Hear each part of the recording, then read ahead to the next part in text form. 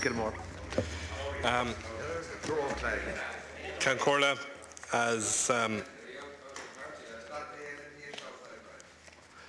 this is the season of generosity and goodwill, Cancorla, I want to raise an issue. People whose needs I think have been overlooked in recent years, and who don't exercise a great deal of political clout because they don't have a vote. And that's the case of the 6,000 or so asylum seekers who are in what's called direct provision.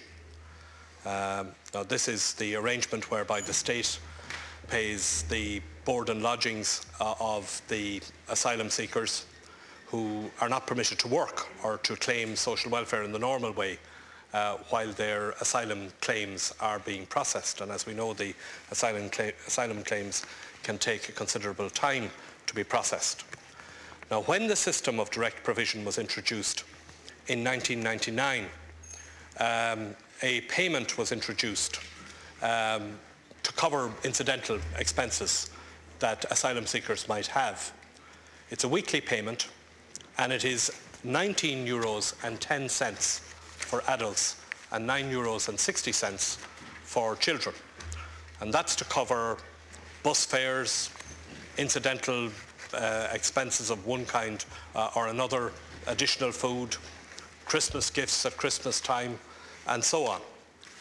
Now the problem here at Cancorla is that that payment has not been increased since 1999.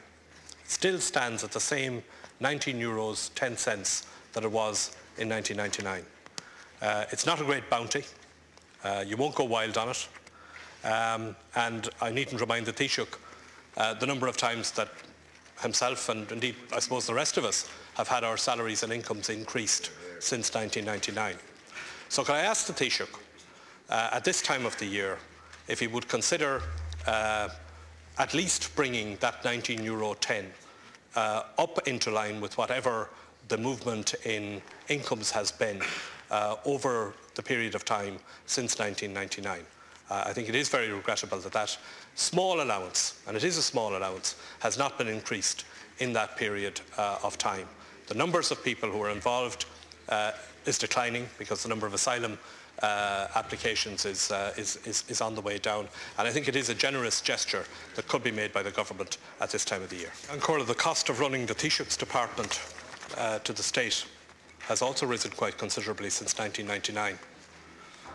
But it would hardly justify, and I'm sure the Taoiseach would hardly make the case that it would justify the Taoiseach being paid the same salary as he was paid in 1999. I might also remind him that some of the costs to the state associated with the asylum process was not very prudent expenditure on the part of the state. There were hotels that were bought, for example, that were never used. So, you know, if we want to go down the road of what it has cost the state, there is a different line of argument that can be made. As regards the fairness or otherwise of our system, that isn't the issue that I'm raising at all at Cancorla. This is a small amount of money. €19 per week is a small amount of money. Cover people's bus fares and incidental expenses, and they want to buy their children a gift for Christmas. It's a very small amount of money we're talking about here. And to be honest, I'm a bit disappointed at the Scrooge-like response that we've got from the Taoiseach here this morning to it.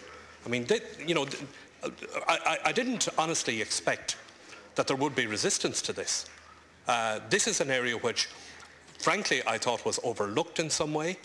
It's been stuck at that level since 1999.